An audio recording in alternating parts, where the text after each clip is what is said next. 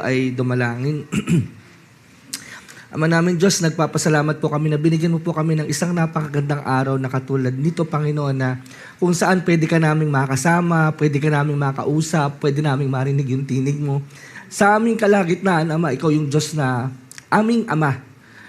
Amin pong hinihiling na ituro mo sa amin yung mga bagay namin kailangan pang matutunan mula sa iyo.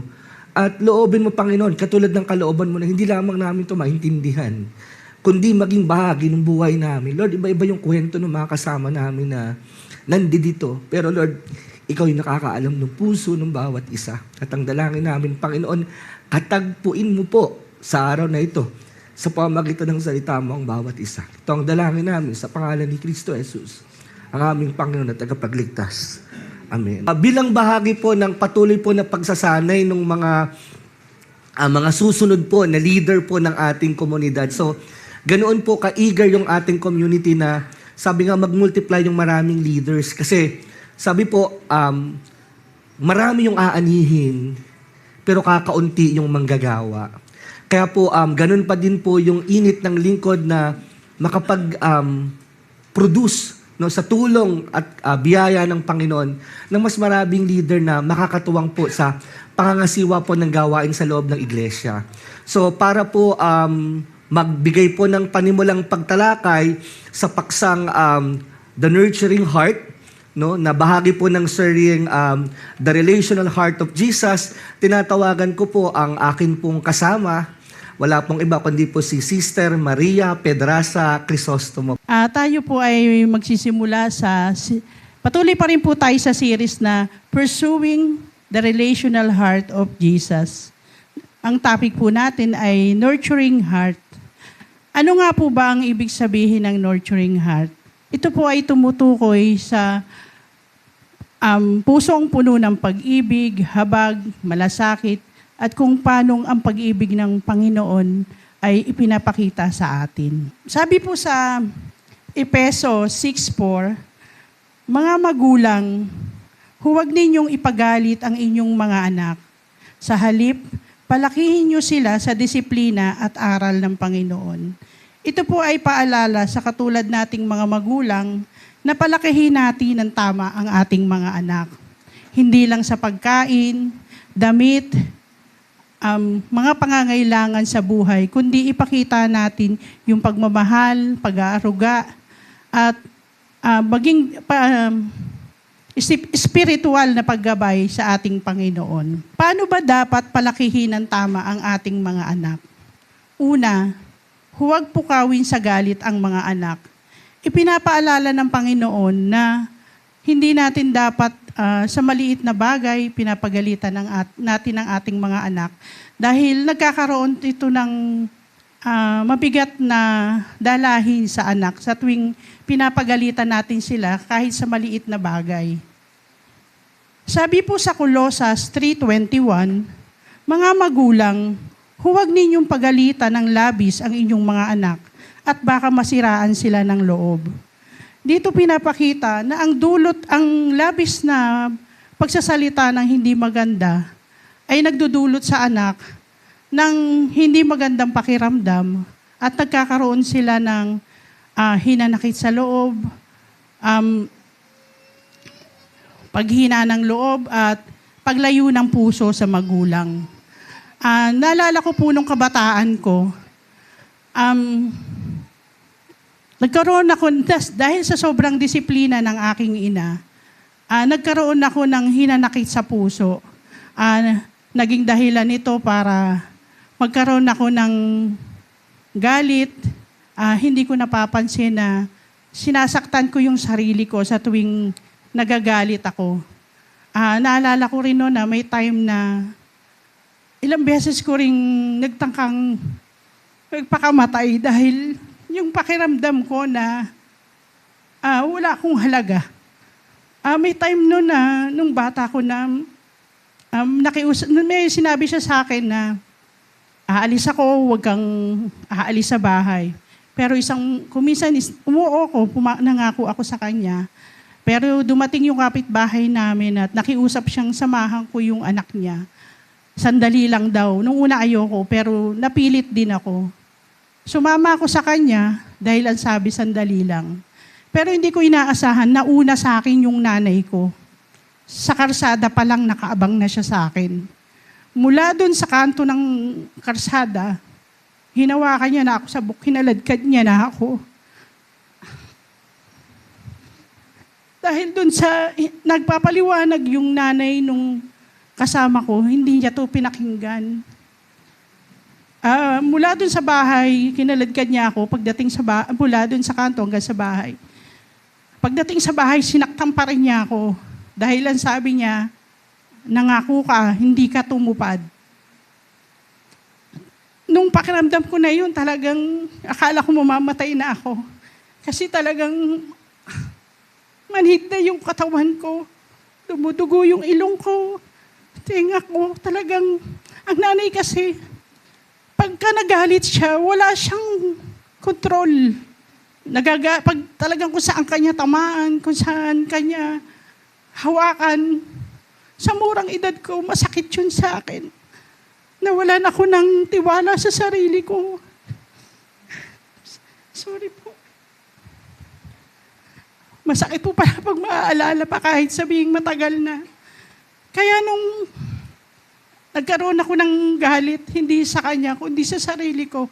Dahil yung pakiramdam na wala kang halaga kahit may mga ginagawa kang maganda, hindi niya yun nakikita.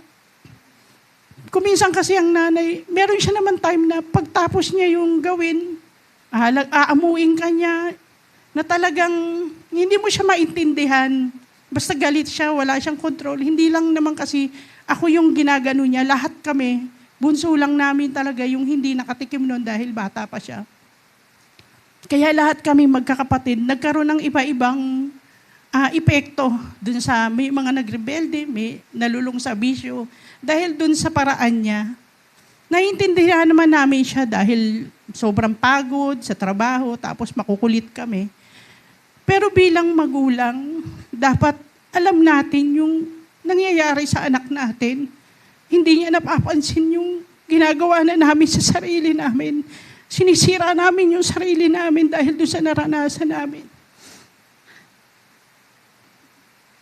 Kaya dapat bilang magulang, matuto tayong makita kung ano yung kahalagahan ng anak, hindi yung sarili lang natin. Alam niyo po, saan ba natin, ang anak natin, saan unang nakakaranas ng bully? Sa tahanan, yung simpleng salitang tanga, bobo ka, masakit sa isang bata yun. Akala nila, yung tiwala mo sa sarili mo nawawala dahil dun sa naririnig mo sa sarili mong magulang. Kaya mahalaga na ang magulang ay nasa Panginoon. Dahil ang Panginoon yung nagbibigay ng tamang desisyon, tamang pangunawa para sa anak. Palakpakan po natin ang Panginoon. Number 2, palakihin po natin sa disiplina ng Panginoon. Ang tunay na pagpapalaki ay hindi ang pagtuturo ng tama at pagtutuwid ng mali. At ang mga prinsipyo, pagtuturo ng prinsipyo ng Diyos. Ang magulang na may mapag-arugang puso ay nagtuturo ng sariling halimbawa. Sabi sa Kawikaan 22:6, ituro mo sa bata ang daan dapat niyang lakaran. At pagka tumandaman siya, ay hindi niya lilisanin iyon. Ito ay nangangahulugan na gabayan at sanayin natin at disiplinahin ng bata sa pamamagitan ng salita at halimbawa. Ang mga anak na natututo, hindi lamang sa naririnig nila, kundi lalo sa nakikita nila. Kaya ang mga magulang ay dapat maging magandang halimbawa sa kanila. Katulad po nung aking apo, 2 taon siya. Kapag po meron siyang bagay na gusto, kuminsan hindi rin naman namin maintindihan yung sinasabi niya. Sumisigaw siya o nagagalit. Sa edad na 2 taon, nakikita natin na alam niya kung ano yung gusto niya, na idadaan niya lang sa iyak, makukuha niya yung gusto niya. Kaya dapat na sa murang edad ng bata, itinuturo natin agad yung mabuti at maging example tayo sa kanya. Minsan po, may sinasabi siya, nakita niya si brother husband na mamamasada na naka-uniform na siya. Sabi siya ng sabi, Lolo, lay hand, Lolo, lay hand. Hindi namin nung una maintindihan, kaya ang ginawa ni brother husband, lumapit siya. At hinawakan niya yung ulo ng lolo niya. Dito makikita mo, kasi sa tuwing bago mamasada si brother husband, pinapatong ko yung kamay sa ulo niya at nagpipray ako bawat biyahe niya. Nakikita yun ng apo ko. Kaya, mabuti na maging maganda tayong example sa mabuting bagay na nakikita ng bata. Dahil yung ganong edad ay nagsisimula na silang matuto. Kaya meron siyang time na sinasabi niya, thank you Lord. Sa edad niyang 2 taon, bubuntong hininga siya, thank you Lord. Sabi ko, alam mo ba yun? Kaya talagang tunay na kapag ang bata, itinuro natin yung tama. Sabi nga po ng pastor nung nabubuhay, hayaan yung tumakbo ang bata, akala nyo hindi nakikinig. Pero nadidevelop na yung isip niya. Example din dun yung anak ko, na talagang hindi ko naging sakit ng ulo hanggang sa paglaki. Kaya tamang ang bata pa ay ituro na natin yung tama. Hindi dahil perpekto, may pagkakamali rin ang bata. Pero iba yung batang lumaki sa Panginoon. Makikita mo yung kung paano siyang hinuhubog ng Panginoon sa maraming bagay. Palakpakan po natin ang Panginoon. Ikatlo, ang puso ng magulang ay larawan ng puso ng Diyos. Ang Diyos ay isang ama na mahabagin, mapagmahal, at ang mga magulang ay tinawag upang ipakita sa kanilang mga anak kung ang ganitong uri ng pagmamahal. Isang pagmamahal na nagtutuwid, ngunit hindi nanunumbat, gumagabay, ngunit hindi nagpapabaya. Sabi po sa awit 103:13, kung paano ang isang ama ay nahahabag sa kanyang mga anak, gayon din ang Panginoon ay nahahabag sa mga may takot sa Kanya. Ang isang mabuting ama ay hindi lamang nagbibigay ng pangangailangan ng kanyang anak. Siya rin ay nagmamahal, nag-aaruga, nagtuturo, nagtutuwid, at nagpapatawad, at laging handang umalalay kapag siya ay nagkakamali. Ganon din ang Panginoon. Nauunawaan niya ang ating kahinaan, hindi niya tayo basta itinataboy, at kapag tayo ay nagkakasala, sa halip inaanyayahan niya tayong magsisi at bumalik sa Kanya. Sa karanasan ko uli, naalala ko nung ikasal kami ni brother husband. Nagpakasal kami sa Huwes, hindi alam ng magulang ko. March yun. Pero hindi naman kami nagsama pa. Pagkaraan ng May, pumunta siya sa bahay at nagsabi siya sa magulang namin na gusto niya na namin magpakasal sa simbahan. Naging maayos naman lahat yung naging pag-uusap, nalaman nila na ikinasal na kami sa Huwes. Pero may isang pakiusap ang nanay ko, huwag ka munang umuwi sa kanila hanggang hindi kayo kasal sa simbahan. Pumayag ako dahil wala namang problema dahil hindi pa naman talaga kami nagsasama. Pero may mga bagay na hindi inaasahan. Sa mga paglalakad namin sa kasal, laging kaming dalawa lang ang magkasama. Laging tinatanong sa amin ng pare, nasaan ang magulang nyo? Wala kaming katuwang na kahit sino sa magulang namin. Kaya napagdesisyonan namin na dahil kami ang parut-parito mula galing sa trabaho, sa Sun King, sa trabaho niya, nagdesisyon kaming umuwi sa kanila. Nung time na yon wala si nanay na sa Makati. Kaya nung malaman niya, sumugod siya sa bahay ng biyanang ko at nagwala siya talaga doon, nagalit siya. At pilit niya akong inuuwi. Hindi ako sumama dahil kilala ko yung nanay ko. Dahil siguradong masasaktan talaga ako sa kanya. Lalo siyang nagalit kasi inisip niya na na-impluensyahan nila ako, bakit ako sumunod ng ganon. Marami siyang masasakit na naman na salita, kaya iyak din ako ng iyak noon. Pagkaraan ng ilang araw, tumawag yung kapatid ko, sabi niya, umuwi ka, ayusin natin yung problema dahil ikakasal ka na. Umuwi kaming mag-asawa dahil ang isip namin okay na. Pero hindi yun yung nangyari. Pagdating sa bahay, galit na galit pa rin siya sa amin. Marami pa rin siyang hindi magagandang salita na sinabi sa akin at sinumpa niya ako. Sabi niya, patay ka na sa akin. Masakit sa akin yun kasi Special na araw ko yun. Hindi man in grande, pero simpleng kasal na gusto ko yung nanay ko nandun sa amin, pero hindi siya pumunta. Mahalaga po na yung suporta ng magulang ibigay lagi natin sa anak. Dahil tayo yung unang sandigan ng mga anak. Sa mga bagay na mahirap na dinadanasan ng anak, magulang yung una nating nilalapitan. Pero kung gano'n ang magulang, paano ka nalapit sa kanya? Hanggang sa katakutan mo na sila, hindi ba? Pero alam nyo, napakabuti ng Panginoon. Hindi ako inalis ng Panginoon dun sa sitwasyon na yon. Binago niya ako. At ang Panginoon, napakabuti. Dahil sa mga naranasan ko, tinuruan niya ako magpatawad. At hindi lang po yun, inayos niya yung relasyon naming mag-ina. At dahil sa kabutihan ng Panginoon, nakakilala din si nanay bago dumating yung panahon na namatay siya. Talagang naging mas close pa kami talaga. At salamat sa Panginoon dahil napakabuti niya.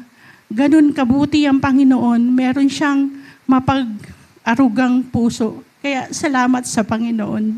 Alam niyo po, may isang Friday, in-invite po namin siya kasama po ng mga kasing edad ko.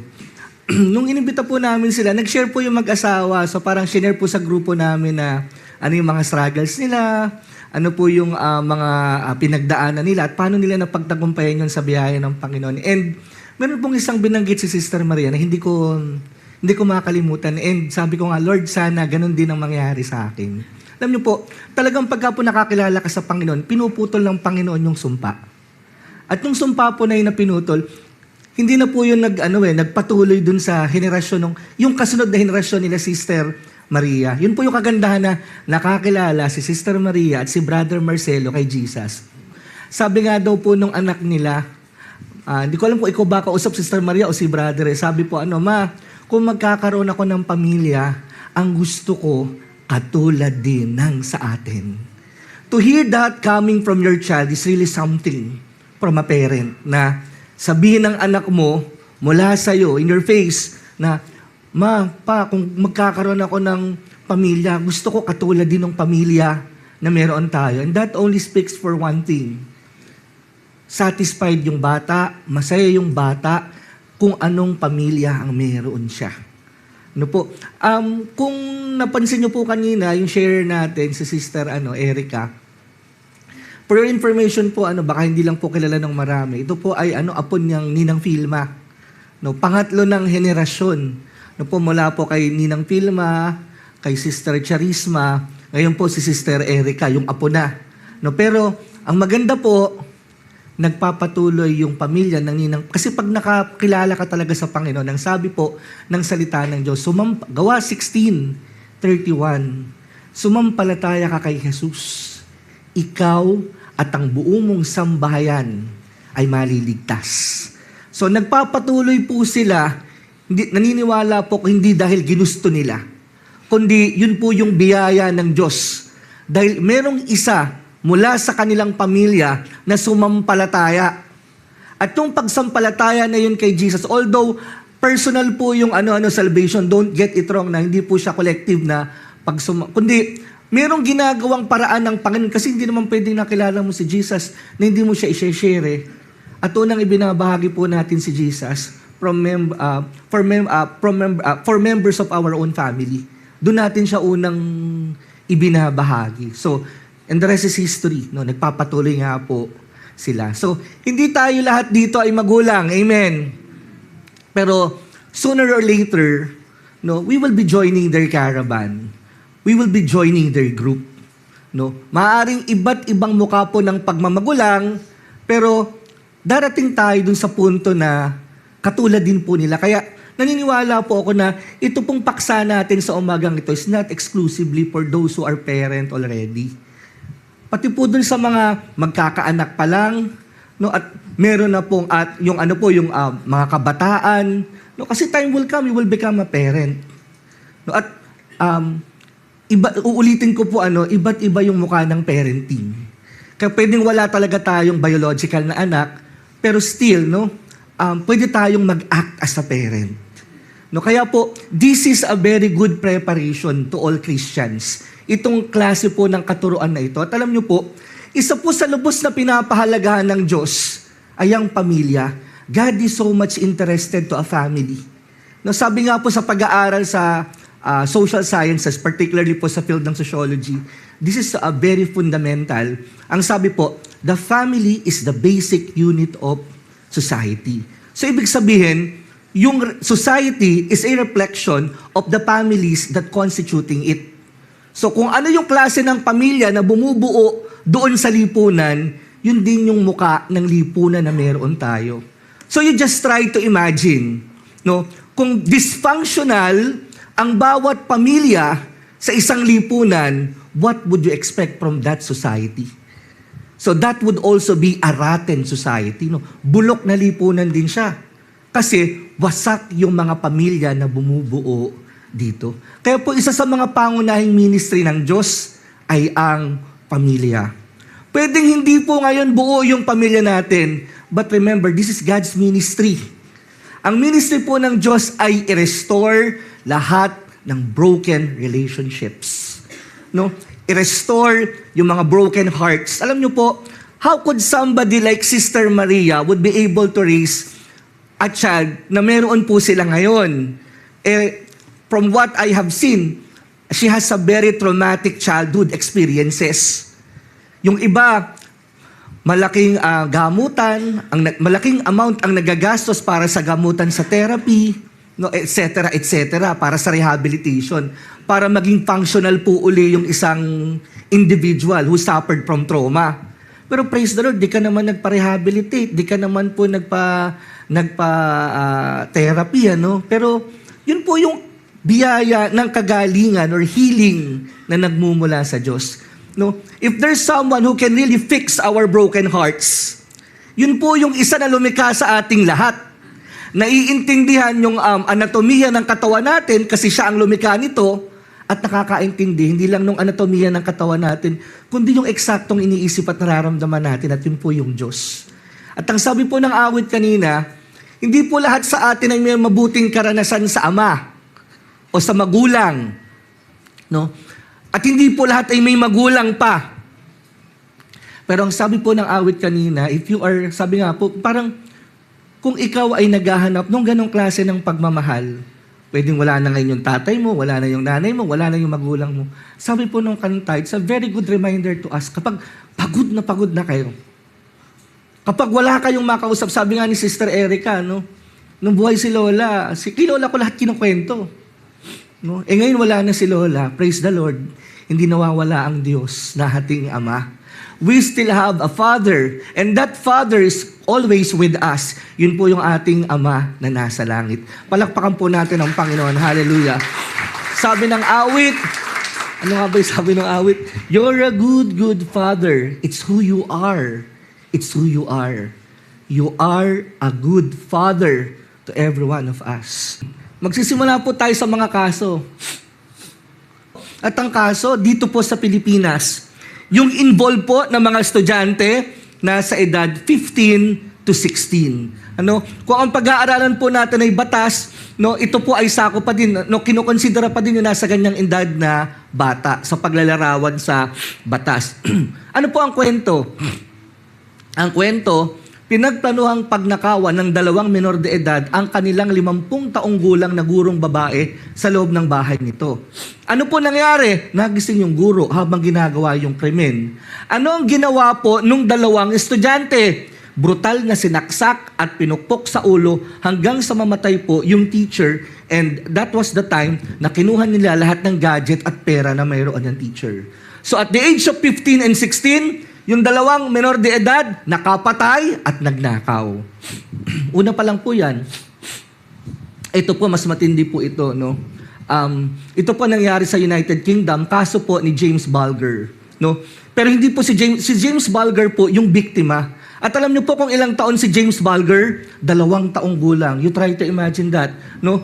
Ang suspect, dalawang 10 taong gulang na batang lalaki, si John Venables at si Robert Thompson. Ano po ang ginawa ng dalawang batang ito? Dinukot po nila yung batang nasa edad na 2 taong gulang doon sa mall.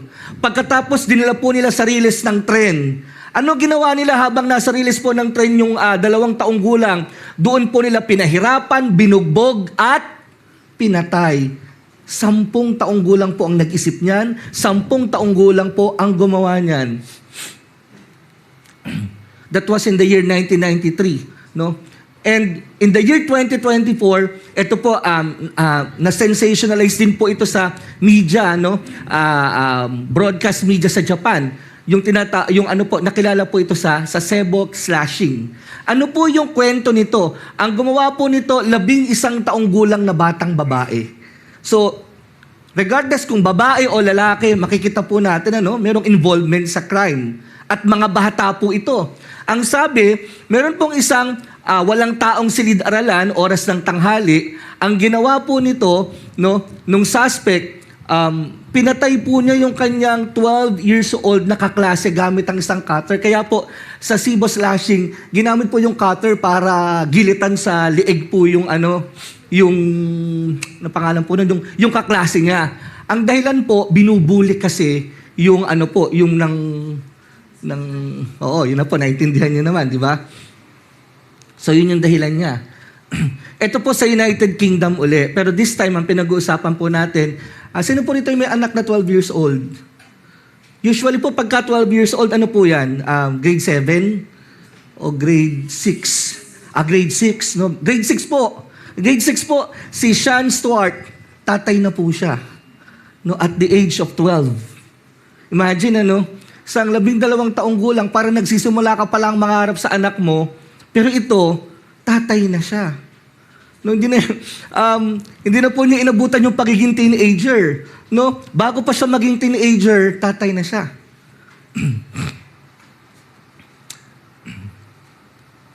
So, ano po yung pinapakita ng lahat ng ito?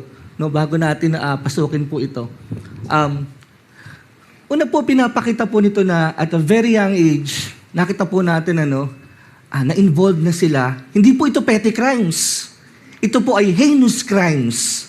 No? Ito po ay mga criminal cases except for the last one. No? Hindi naman criminal case yung nakabuntis ka at the age of 12. No? Pero just the same, hindi natin ina-expect na this will be committed or will be done by someone coming from those age bracket.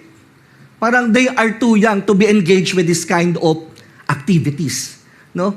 Pero katulad ng sinasabi po nung facts, they already got engaged with these activities. No? In a very young age. What went wrong? No? Ano nangyari? Aga naman.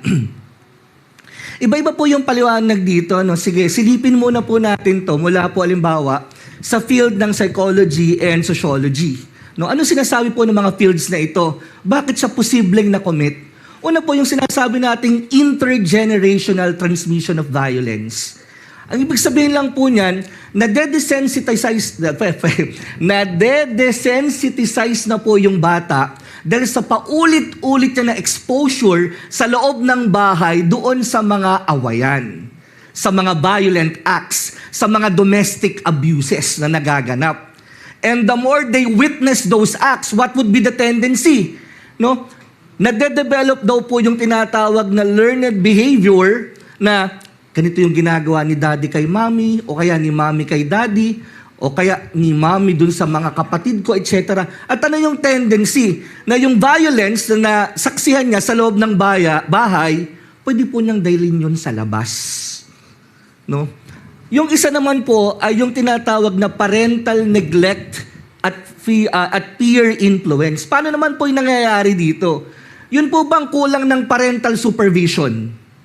No? At saka po kulang po ng affirmation, affection sa loob ng pamilya. Ano daw po ang tendency? Pag hindi makahanap ng pagmamahal sa loob ng bahay, si anak, ang tendency, naghahanap siya ng validation sa labas. Ang problema po, hindi lahat ng nasa labas ay mabuting kasama. No, kaya po pag hindi mabuting kasama, yung nasamahan, eventually, kung ano yung ginagawa nung hindi mabuting masamahan, ginagawa na din nung anak. Ano pa po ang paliwanag? Maladaptive parenting styles. Both extremes are not good. Meron pong sobrang lupit, sobrang higpit. Sabi nga po kanina ni sister, ano yung epekto? Bumababa yung self-esteem ng bata pag pinapahiya, pinapagalitan, sinasaktan ng walang patumangga, pinagsasalitaan ng lahat ng hindi maganda. At bukod po sa bumababa yung self-esteem, lumalayo ang loob sa magulang. And in other cases, nagre-rebelde sa magulang. Kaya huwag ka nang magulat, sinasagot ka, dinadabugang ka, no, nagagalit ka. Pero lahat pala yun ay manifestations ng sobrang kahigpitan mo. Bunga ng kahigpitan mo. O sobra naman pong yung tinatawag naman po nating yung nauna authoritarian parenting. Yung sumunod naman po yung permissive parenting. Ito naman yung sobrang luwag. Sa sobrang luwag, wala ka nang pakialam doon sa ginagawa ng anak mo kung tama o mali. Hindi ka na makapag-set ng boundaries. Nagkakamali na hindi mo pa siya sinasaway. No, at dahil doon yung bata, hindi po na-internalize na mabuti, hindi nagkaroon ng discernment what is right from what is wrong kasi never naman niyang na-experience na itinuwid siya ng kanyang parent. No? At yung huli po, yung socio-economic risk factors. No, ano naman po yung sa socio-economic risk factors? Halimbawa, yung isang pamilya, nagsasuffer po sila from chronic financial stress. Talagang pumapasok yung bata sa eskwelahan, walang baon, walang laman yung tiyan. No? So kaya yung bata, dahil doon sa matinding kagutuman at paghahangad, no, na ma-fill in yung kanyang stomach ng pagkain, nauuwi sa pagnanakaw, nauuwi sa pag-involve doon po sa mga sa mga bisyo. No, kasi gusto nila, kumbaga parang may pangangailangan sila, hindi nila matugunan through legitimate means, kaya humahanap po sila ng ibang paraan para matugunan yun, although it is not legal and legitimate.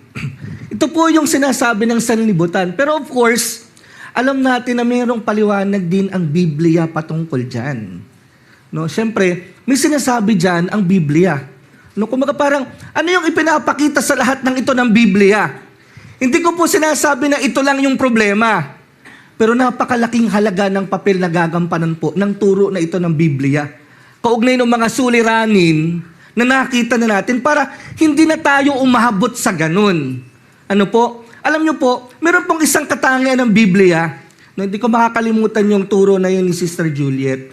So, siguro daw po, if the Bible is an acronym, then the word Bible would literally mean basic instruction before leaving the earth.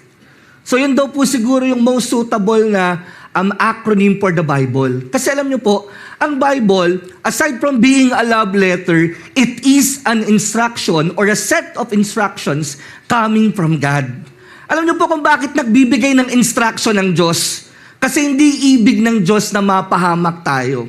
Alam nyo po, it's not a question of whether we are doing the right thing or the wrong thing. Hindi po partikular doon ang Diyos. Nagiging partikular lang po doon ang Diyos kasi alam ng Diyos sa bawat maling desisyon, sa bawat maling gawa, may consequences. At itong mga consequences na to, most of the time, hindi maganda ito. Pwede itong magdala ng kapahamakan. And so for us to avoid those consequences, tinuturo na ng Bible, paano tayo dapat mabuhay. Alam niyo po, this is a well-written book. A well-written book because it could serve as guide for us dun sa buong duration po ng buhay na itatagal natin dito sa mundo. Every single aspect of human life, mayroong instruction dyan ng Diyos to make sure na magiging maayos po yung ating paglalakbay. We have to remember, lahat po tayo ay mga manlalakbay lamang dito sa mundo. No, darating yung time, iiwanan natin ang mundo. Pero ang importante po sa paglalakbay, hindi po yung igsi o haba ng paglalakbay. Ang importante po, alam nyo mga kapatid, katulad din po ng mga mahilig sa ating mag-travel, it is how you enjoy yung travel na ginawa mo. And not really the length, no, or the miles that you have traveled, no, kundi yung saya, yung memory, alaala na iniwan sa'yo ng travel na ginawa mo. At yun din po ang gusto ng Diyos na maranasan natin, na we can enjoy our lives habang nagta-travel tayo. Sabi nga ng Panginoon, pumarito ang tupa upang tayo magkaroon ng isang buhay na ganap at kasiyasiya. Ang sabi po sa sulat ni Apostol Pablo kay Timoteo, chapter 3, verses 16 to 17, ang lahat ng kasulatan ay kinasihan ng Diyos. It was divinely inspired. No question asked para po doon. At mapapakinabangan saan? Sa pagtuturo ng katotohanan. Sa pagsaway sa maling katwiran. Sa pagtutuwid sa likong gawain. At sa pagsasanay sa matuwid na pamumuhay upang ang lingkod ng Diyos ay maging karapat-dapat at handa sa lahat ng mabubuting gawa. So everything na kakailanganin natin para magkaroon ng isang maayos na direksyon ng ating buhay, it was provided therein. Nandoon po yun sa Biblia. At ito po yung dahilan kung bakit tayo nag-aaralan every Sunday, every Wednesday, and every time we are having our gathering. Para patuloy tayong mapaalalahanan ng Diyos, patuloy tayong mabantayan ng Diyos. Alam niyo po yung pag-attend every Sunday, paraan po yan ng pagbabantay at proteksyon ng Diyos. Para sa gayon, ma-prevent po yung mga casualties, tragedies na pwede nating daanan dahil sa katigasan ng ating ulo. Ang sabi po, Kawikaan chapter 22 verse 6, turuan mo ang bata sa daan na dapat niyang lakaran, at sa pagtanda niya ay hindi niya ito kalilimutan. So makinig pong mabuti dito yung mga magulang. Ang sabi po, at yung mga magiging magulang, pero wag niyo muna i-pass forward yung pagiging magulang sa mga kabataan. Ano? Ang sabi po, kailan daw po tuturuan yung ating mga anak? Kaya po, di ba sabi po kanina, ito sabi ni Brother Tony, na-experience si Sister Maria, hayaan mo silang mag-ingay dyan. Alam niyo po yung ibang magulang, kaya ayaw magsama ng anak, baka makaistorbo. May sumaway po ba sa anak niyo dito na nanggugulo, nag-iingay, nagtatatakbo? Wala naman po, ano? Wala naman, ano? Sister Annalyn, meron ba? Wala naman, praise the Lord. No? Kasi tinuturo sa atin yan dito sa loob ng community. Uunawain natin, bata yan eh. Di ba there was a time, meron din ganyang senaryo, yung mga bata, sabi ng mga alagad, guro, mayroon po mga bata, papaalisin po ba namin? Sabi ni Jesus, huwag niyong paalisin, sa mga katulad nila naghahari ang Diyos. So even si Jesus, interesado sa mga bata. Kaya ang lingkod, interesado rin sa mga bata. Ngayon mga kapatid, hayaan niyo lang mag-ingay dyan. Sabi nga niya, minsan akala niyo, laro lang yan ng laro. Pero ang hindi po natin alam, in their age, no, kahit naglalaro at naglalaro sila, sabi nga, ayun, nagsasabi, thank you Lord. No, nililayhan yung lolo niya. Bakit? Nakikita naririnig. Amen po ba? Palakpakan niya po natin ang Panginoon. Kaya po ang sabi, no, tayo yung mga anak natin, pinapadala natin sa mga tutorial centers. Amen? Pinapadala natin yung mga anak natin doon sa mga kilalang eskwelahan. Yung merong magandang pangalan. Amen? Kasi we want that they will have a secured future ahead of us. Yun ang gusto natin. No, magandang kapalaran, magandang kinabukasan for our children. Amen? Sino po ang ayaw ng magandang kapalaran para sa kanyang apo, para sa kanyang anak? Wala. Lahat tayo gusto natin yon. Amen? Alam niyo mga kapatid, maganda po yan. Nag-i-invest kayo dyan. Pero tandaan niyo po, kahit saan eskwelahan yan mag-aral, darating yung time, hindi na niya kakailanganin yun. And you know what I'm talking about. Pero yung bawat mahalagang bagay na nararanasan nila, naririnig nila mula dito sa loob ng ating community, ito yung dadali nila hanggang sa susunod na buhay. Kaya it is so important that we invest for their future. And the best way to invest for their future is to send them in our church. Let them hear the teachings of Jesus. Amen. Mga kapatid, mayroong pagkakataon na gusto natin pero hindi naman ipinagkakaloob pa ng Diyos. No, meron pang maaaring mga sagabal kung bakit hindi na isasama. Alam niyo po, ang Diyos din ang mag-aayos niyan. Kung minsan, nagiging malaking alalahanin ito para sa atin. Pero gaya din ang pangako ng Diyos, ang lahat ay nangyayari sa panahong itinakda ng Diyos. Nahihirapan ka na ngayong akitin dito. No, or merong ibang mga factors kung bakit hindi mo maisama yung anak mo. Just pray. Kasi mabuti yung hangarin mo at kalooban niya ng Diyos. So in His time, ang Diyos mismo ang gagawa ng paraan para makapakinig sila.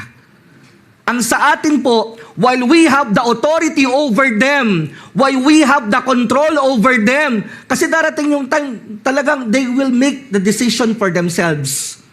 At mas mahihirapan na tayo. Kaya dapat sa panahon ng pagiging bata, sa panahon ng kabataan, doon natin sila isama. Hindi po pwede yung proxy.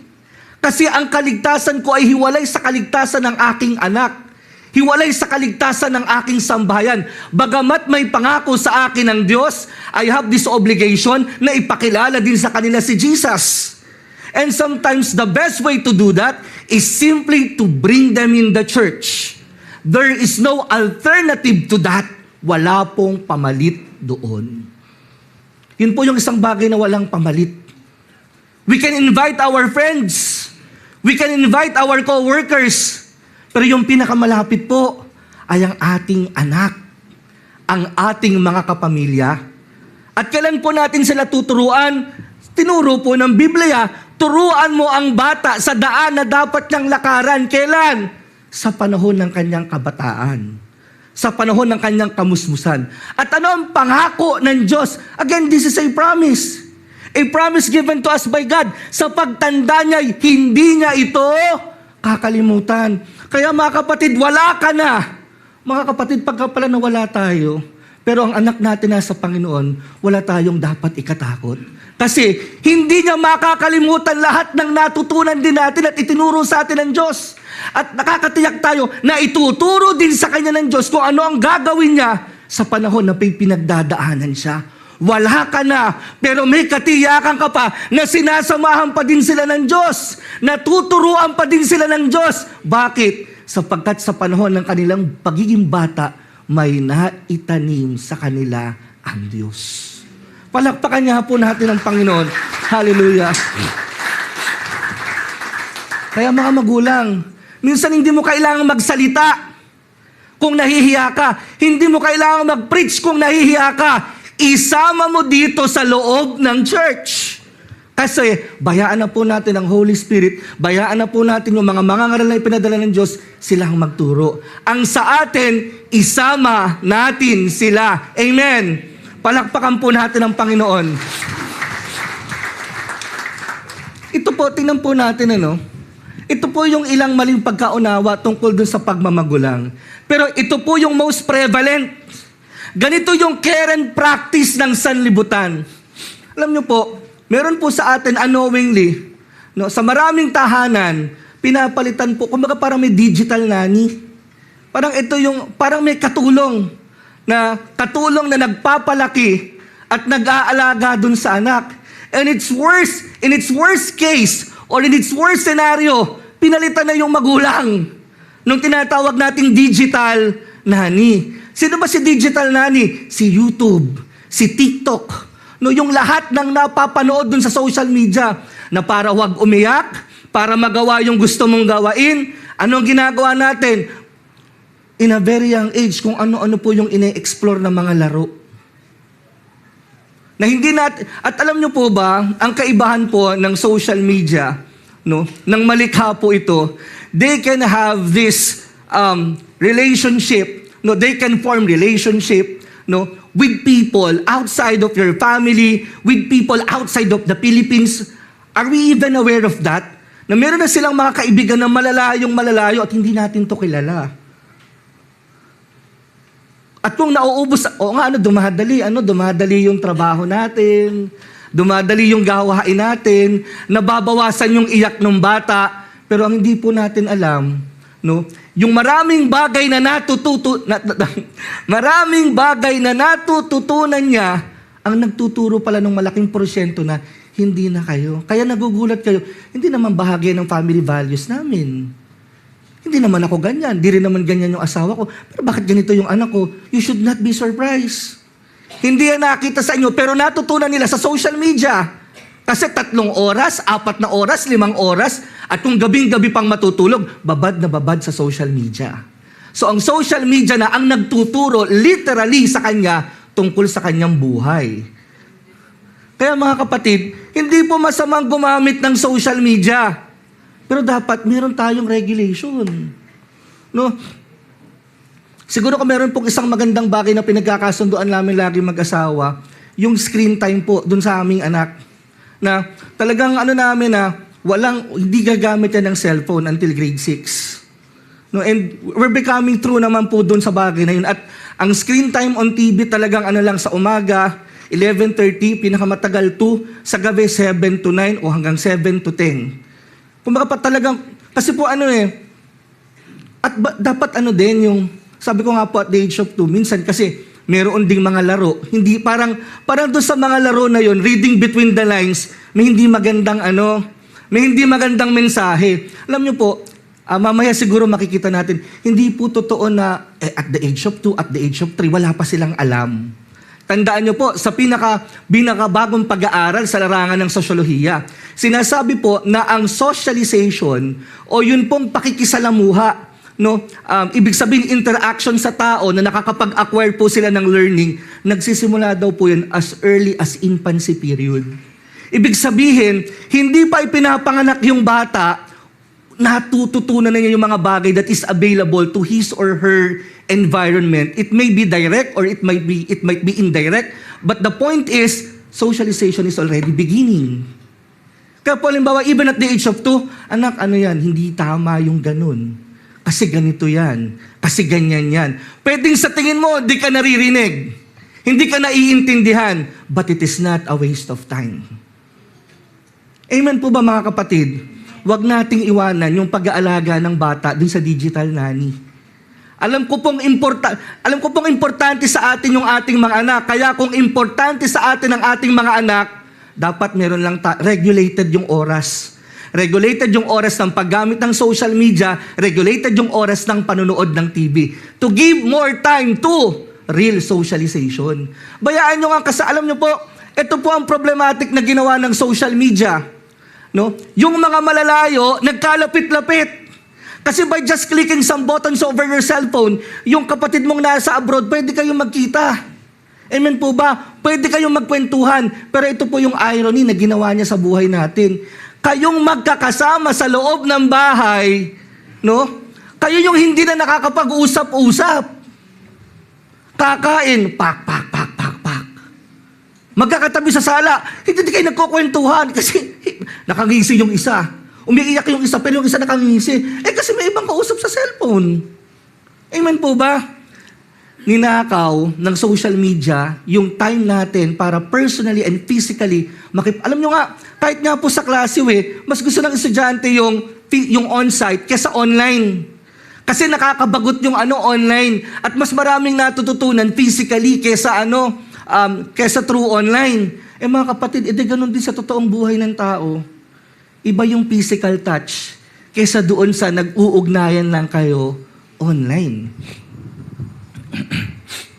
Mga kapatid, eto pa, ayan yung sinasabi nila, bata pa naman, wala pa silang alam, malilimutan din nila yan. Sabi ko nga po sa inyo, akala nyo lang bata yun. Yung continuous exposure sa mga domestic violence, palitan ng mga salita na hindi maganda, sakitan, mga kapatid, unti-unti po nadedesensitize yung bata. Ano po ibig sabihin nun? Nakakasanayan na nila yun. No, kumbaga parang they are getting used to it. Parang manhid na sila. Kung nakikita na yun, parang wala na sa kanila. Anong problema po dyan? Ang nagiging problema po dyan, yan po yung nagiging dahilan, unknowingly, habang umiedad sila, na ipapasa sa kanila yun, ang nangyayari po, at the latter part of their lives, doon nagmamanifest yung tinatawag po natin na violent, aggressive behavior. No? Kaya, pag bata, talagang po tayo, kailangan talagang turuan. Bata pa lang yung bata, turuan na ang bata.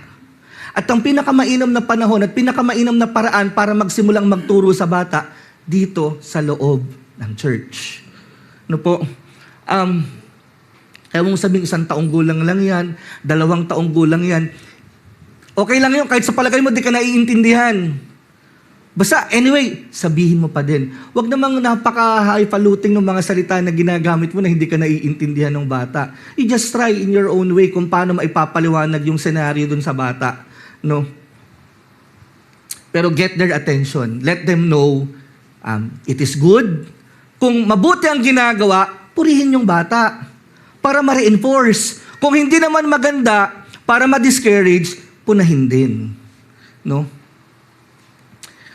Ito daw po para hindi mapariwara ang anak, kailangang pairali ng kamay na bakal, authoritarian parenting. Pero binanggit na po sa atin kanina, akala nila pag takot na takot yung bata, nanginginig sa magulang.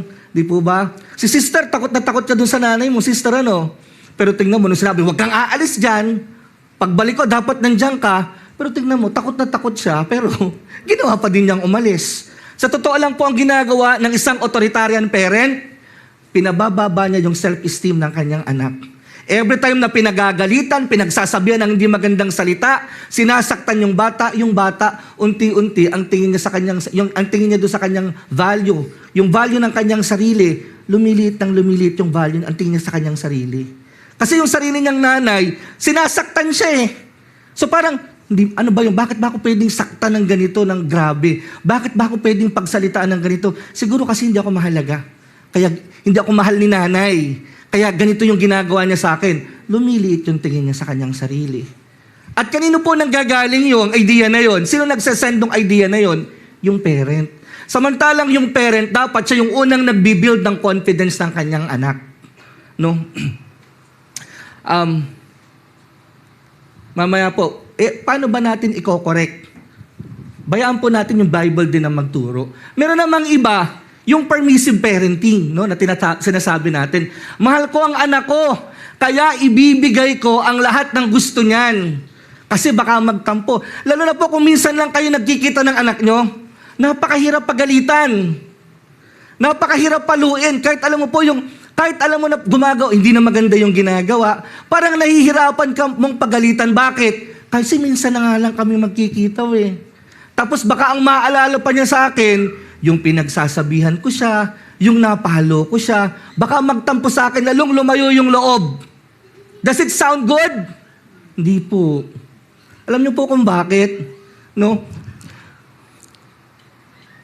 Ang problema po ng permissive parenting, no, parang ganito, ito po minsan narinig ko dun sa isang pastor. Sabi po ng isang mangangaral, kasi halimbawa ako po personally, sabi ko, hindi ko hahayaan na yung anak ko, kung ano man yung hindi maganda kong dinaanan before, wag na niya sanang daanan yun. Kung pwedeng yung mas magandang buhay, etc., yun ang meron siya. No, kasi ang parents ko naman po, ginawa lahat para magkaroon kami ng maayos na buhay. Kaya nga lang, syempre, may mga limitasyon yun, batay dun sa kakayanan nila. Kaya po, sabi ko, ako sana, wag nang daanan ng anak ko, yung mga hirap na dinaanan ko. Pero, alam nyo, totoo din naman po yun, hindi naman ako magiging kung ano ako ngayon, kung hindi ko din po dinaanan yung ibang hirap na dinaanan ko dati. Actually, ang nag-push sa akin para mag-aral na mabuti, para magsipag at magtiyaga sa buhay, yung mga hirap na dinaanan ko sa buhay. Kung hindi ko dinaanan lahat ng yun, hindi ko maiisip na, hindi pala madali ang buhay, so dapat pala mag-aral ako mabuti. Dapat pala pagbutihan ko yung skill ko sa ganito kasi kakailanganin ko ito. Yung nagtulak sa akin para mangarap at sa tulong ng Panginoon, nagkaroon na katuparan yung marami na sa mga pangarap ko. At hindi ko naman nakamit yung mga yon, hindi ko na-develop yung mga skills na yon kung hindi ko dinaanan yung hirap na yun ng buhay. So ano po tinuturo ng Diyos? Hindi masama na daanan nila yung, parang hindi lahat ng hihingi ng anak natin, ibibigay din natin. Amen po ba? Ako po siguro isang pinagpapasalamat ko sa Diyos kasi talaga araw-araw yun ang panalangin ko sa Diyos na bigyan mo po ng karunungan yung anak ko, tamang pag-uugali, maging mapagmahal, etc., etc. Sa pong pinagpapasalamat ko lagi sa Panginoon, kahit saan po kaming maraming laruan na madaanan na nandun siya ma-amaze, wow, dami toys, daddy. Pero alam niyo po, unless sabihin mo na, sige, pumili ka ng isa. Na hinihipo po niya yung, alam mo yung parang ikaw naman bilang isang magulang, ikaw naman yung maaawa kasi ang ginagawa niya, alam mo na gustong-gusto niya yung laruan. Kasi malalaman mo pa pag gustong-gusto yung laruan, lalapitan. Tapos hihimasin niya ng paulit-ulit yung toy. Wow, ganda! So alam mo, gusto niya talaga yung toy. Pero hindi po niya kukunin agad, di mo sasabihin na, sige, kunin mo yan. Alam mo po, kumbaga parang, hindi lahat ng bagay ibibigay natin sa kanila. May mga panahon na hinihingi, pero tigasan mo. Huwag mong ibigay. Kasi lalo na yung alam mo na hindi makakabuti. Alam niyo po, struggle namin, halimbawa, pag umuwi po ako doon, yung tanghali, matutulog ng tanghali, yung pagpatay ng TV. May isang bagay po na tinuro sa akin ng Diyos. Kasi ang bata, kumbaga parang importante po yung mind conditioning. Kasi alam ko na, pagpapatay yung TV, ano yan, nagreklamo, umiiyak. No? Kaya po ang style ko, bago papatayin yung TV, 10 minutes or 15 minutes, kanina ka pa nanonood ng TV. Di ba dapat ang bata, para lumaki, dapat natutulog. So mamaya-maya, after 10 minutes or 15 minutes, papatay na yung TV. No! Pero alam nyo po, pag pinatay na yung TV, okay siya. Versus nung, dati po ang gagawin namin, pagka po malapit ng patayin yung TV, nilang sasabihin na, matutulog ka na, tapos papatayin yung TV. Matagal po na, na iyakan. Pero, natuklasan ko, napaka-importante po ng pagkukondisyon sa bata, na, after 15 minutes, papatay na natin yung TV. Makakapasok po kami sa kwarto, makakatulog kami na walang iyakan. Ang kasunod na pong iyakan namin doon, yung harutan na ayaw pang matulog. No po? Pero, yung issue ng TV, papatayin ba o hindi, natanggap na niya. Kaya importante po, kumbaga parang inaaral din natin yung behavior ng ating sariling anak. Kasi, yung tamang pamamaraan, ito po yung isang bagay na, siguro bata pa ako sa pagmamagulang at nagpapasalamat din po ako doon sa marami kong nakakakwentuhan. No? Kasi, nakita ko hindi lang talaga sa libro kailangan talaga karanasan ng kapwa Kristiyano, ng mga mas matanda sa'yo. Marami kang matututunan sa kanila. No, pero isang bagay po yung ako po, batang magulang, pero gusto ko pong sabihin na walang isang tamang standard kung paano palalakihin ng anak. Kahit po yung sa mga sarili mong anak, meron kang 3 anak, iba't iba din po yung paraan ng pagpapalaki doon. Kasi dapat we are recognizing na magkakaiba silang individual. And so, iba-iba yung pangangailangan nila at iba't ibang klase din ng parenting yung kailangan nila mula sa'yo. Hindi mo pwedeng i-apply yung in-apply mo sa panganay, sa kasunod at saka dun sa dulo. Kasi 3 silang magkakaibang individual. Kaya po mga anak, ganyan kahirap ang pagmamagulang. Kaya mahalin po natin yung ating magulang. Kaya po sa mga magulang na nakapagpalaki na ng mga anak, saludo po ako dun sa mga magulang kasi hindi pala madali ang maging magulang. Pero salamat, meron tayong mabuting tatay. Yung tatay natin sa lupa at yung yung ating Diyos Ama. Sa pamamagitan ng wisdom ng Bible, siya yung patuloy nagtuturo sa atin how to become a good parent to our children. Lalo na po sa mundo na ginagalawan natin, ibang-iba po yung mundo na ginagalawan natin. Meron naman pong iba, ito naman po yung style, yung provisional parenting. No? Ito po yung bigay ka ng bigay ng lahat ng gusto ng anak mo. Kasi this is particularly true sa mga magulang which have lesser time to be spent with their children. So, yung kakulangan sa oras, pinapalitan po ito ng mga material na bagay and this is particularly true sa kaso po ng maraming OFW kasi that's the least thing that they can do for their children. Kasi nga most of the time, nandun sila sa labas ng bansa. No? At wala pong masama diyan. Nakikinig po kayo, walang masama diyan. Ang problema lang po natin, kung ganito yung mentalidad natin, I am a good parent kasi lagi ako nagpapadala ng pera. I am a good parent kasi lahat ng pangangailangan nila, ibinigay ko sa kanila. Una po, hindi po natin dapat isumbat yun. Kasi as parent, we have to remember this. It is our obligation to raise our children. No, talagang tungkulin natin yan na palakihin yung ating mga anak.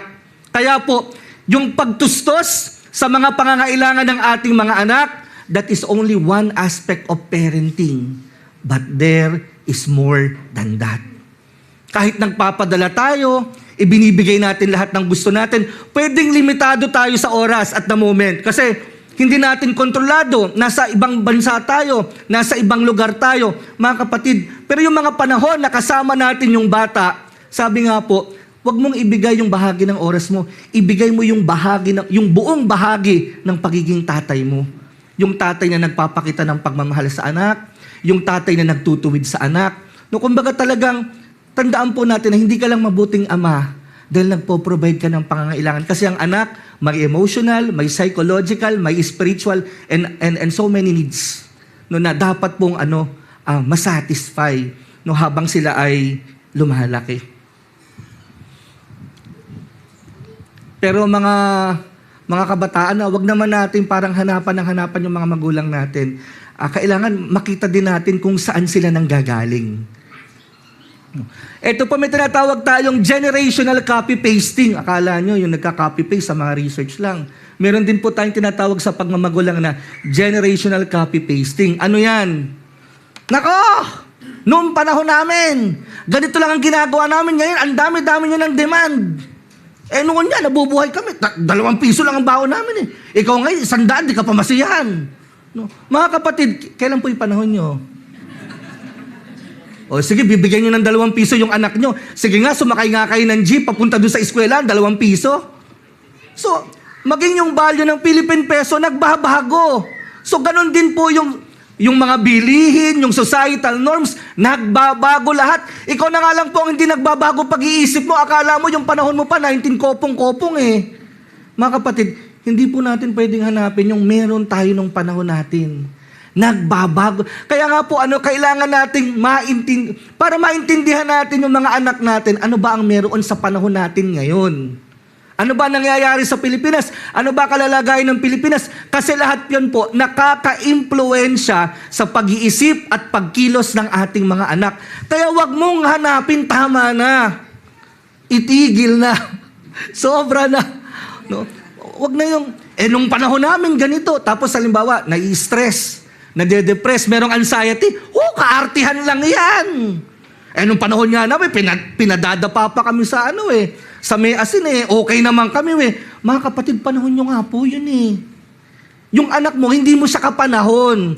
Kaya wag mong hanapin yung sarili mo doon sa anak mo. Ang tanong mo, anak, ano ba problema? Amen po ba? Hindi yung hahanapin mo, yung naging ugali mo nung panahon na ganito at yung buhay na meron kayo, magkaibang panahon at magkaibang tao nga kayo. Isa pa po, ayan, sabi ng mga magulang, yung tinatawag po natin outsourcing morality. No? Para bang yung pagtuturo ng tamang pag-uugali sa anak, obligasyon dyan ng simbahan at saka po ng eskwelahan, pero hindi ng pamilya. No, hindi ko po makakalimutan to. Lagi itong sinasabi ng teacher namin nung elementary kami. Sabi po ng teacher ng nung elementary kami, yung behavior daw po namin na nakikita sa loob ng school ay reflection kung paano kami pinalaki sa loob ng bahay. Kaya ang estudyante marunong mahiya. Nagbe-behave. Kasi anumang pangit na ginagawa niya is somehow, sa pananaw ng marami, reflection yan, paano ka pinalaki ng tatay at nanay mo. Meron po ba ritong gusto mo mailagay sa kalalagay ng kahihiyan ang magulang mo? At bilang isang magulang, tandaan po natin, yung pagpapalaki ng may katumpakan, katamaan at matuwid na pagtingin sa buhay, huwag po nating iasa yan sa eskwelahan. Bagamat dapat ginagawa yan ng eskwelahan, huwag po nating iasa sa church yan. Bagamat itinuturo sa church yan, ang una mong hahanapan dyan, bakit nagkaganyan ng anak mo? Yung sarili mo. Ang tanungin mo, paano mo ba pinalaki yung anak mo? Brother Bobby, paano yun? Na nga yung anak ko. Eto na nga. Sakit na nga ng ulo ko. Praise the Lord. Hallelujah. Palakpakan niya po natin ang Panginoon. Bakit praise the Lord? Salamat, buhay si Jesus. Amen. Hanggat buhay si Jesus, may pag-asa. Kahit sabi ng sanlibutan, sabi ng kapitbahay, sabi ng doktor, at sabi mo, at sabi na rin ng anak mo, wala na talagang pag-asa. Pero salamat, merong Diyos na pwedeng bumago ng buhay. Hindi ko alam kung kailan, hindi ko alam kung paano, pero isa ang alam ko, sapagkat isang sinasabi ng Biblia, ang hindi magagawa ng tao, magagawa ng Diyos. Palakpakan natin si Jesus. Sabi naman ng iba, ang tawag po dito, the peer parent trap. Nako, ganito gagawin natin. Dapat barka-barkada yan. Kasi pag binarkada ko yung anak ko, hindi yan mahihiya sa akin. So mas magiging open yung loob niyan sa akin. Yung mga secret niya, sasabihin ko, sa sobrang barkada kayo, sige lang, gawin mo yan. Kesa uminom sa labas, ako na ang sasama sa inuman, kami na magiinuman. Diba? Kesa makipag-drugs dun sa labas, kami lang dalawa dito magpapat session sa bahay. Maganda yan. Pero mga kapatid, tingnan nyo po, ang nakakalimutan mo, hindi ka na nakapag-set ng boundary. Kaya this time, ang ginagawa, umaakto ka ng tatay. Umaakto ka ng nanay. Ang tingin na sa'yo, kabarkada. Ano yan? Di ba pagka magkakabarkada, parang level-level kayo? Kasi sa sociology po, may tinatawag na horizontal relationship at saka vertical relationship. Pag sinabi pong horizontal relationship, parang magkakalibel ang pakiramdam nyo sa isa't isa. Kaya parang no one can set an authority before you kasi ang tingin mo magkakalibel kayo. Kaya ngayon, umaakto ka na ng tatay. Ganito ang gagawin natin. Teka, di ba hindi naman tayo dating ganyan? Parang nagbago ka na. Nahihirapan mo nang i-establish ang authority mo. Kasi hindi po masama na bumaba tayo sa level ng ating anak para makilala natin sila. But not to the point na makakalimutan nating mag-set ng boundary. Kasi more than being friends, never forget, tatay o nanay kanya. Yun ang una mong tungkulin sa kanya. Hindi kayo magkaibigan, tatay at nanay. Kung naging magkaibigan kayo, pangalawa. Pero ang una, tatay at nanay kanya. Ito naman yung iba, sobrang dami ng pangarap sa anak. Naku, para hindi mabisyo yung anak ko. Pag Lunes, ano yan, nagbabalerina yan. Pagka Martes, nagbabayoli naman yan. No, kapag Miyerkules, ay journalist naman yan, nagjo-journalism naman sa eskwelahan yan. Pagka Webes, ano naman yan, nagtutorial naman yan. Kailangan maging maganda yung pagsasalita niya sa wikang Ingles. O kapag Biyernes naman, nagmamat yan. Sabado naman, nagsuswimming yan. At dapat pagka Linggo, member yan ng music ministry, nagpe-perform din dito. Ang saya-saya mo. Achiever ang anak ko. No? Napaka-talented ng anak mo. Tinanong mo ba yung anak mo kung masaya pa siya sa ginagawa niya? Ikaw na lang pala ang masaya. Alam niyo po, marami akong pangarap sa anak ko. Sabi ko nga, pag ito umabot na ng ganitong edad, pagka nagpi-field work kami sa research, gusto ko maagang ma-expose to sa research. Alam niyo, minsan maganda din po yung yung balanse kayo. Sabi po ng asawa ko, ikaw, huwag mong ipilit yung pangarap mo dun sa anak mo. Hayaan mo siya kung ano ang gusto niya. Kasi po ako yung kinokondisyon ko ng anak ko, yung mga binibili ko pong readings, lahat may kinalaman sa field ng medicine. Kasi gusto ko mag-medicine yun. Sabi ko, para at least hindi ko napipilitin siya. Wag mo nga ikang pilitin, hindi ko na makakapinipilit eh. Dinidevelop ko yung interest niya. Para pagdating ng panahon, doon siya papunta. At least hindi siya napilit. Kasi lagi siyang na-expose doon sa mga ganong laruan, sa ganong babasahin, sa ganong mga picture. O dahil lagi nakikita niya, mataas ang chance sa kako nito. Pag dumating yung panahon, ito yung kukunin niyang kurso. So, maganda yung paalala ng asawa ko, ikaw, yung mga pangarap mo, sige, pangarap mo yan para sa kanya. Okay naman yan. Kaya lang, hayaan mo siya. Hayaan mo siya yung mag-develop ng kung ano talaga yung interest niya. Kaya po, minsan nagkukwento kami ng anak ko, di ko talaga naiintindihan eh. Sabi niya, Daddy, binili ng asawa ko po ng mga chef daw po siya. Hindi ka ako chef, doktor. No, Daddy, chef. Ay, mali ka ako dyan. Hindi kita uuwian sa susunod. Doktor ka. Chef daw po siya. Ako nakikinig ka lagi sa nanay mo. Nakikipagtalo na po sa akin. Very wrong ka ako.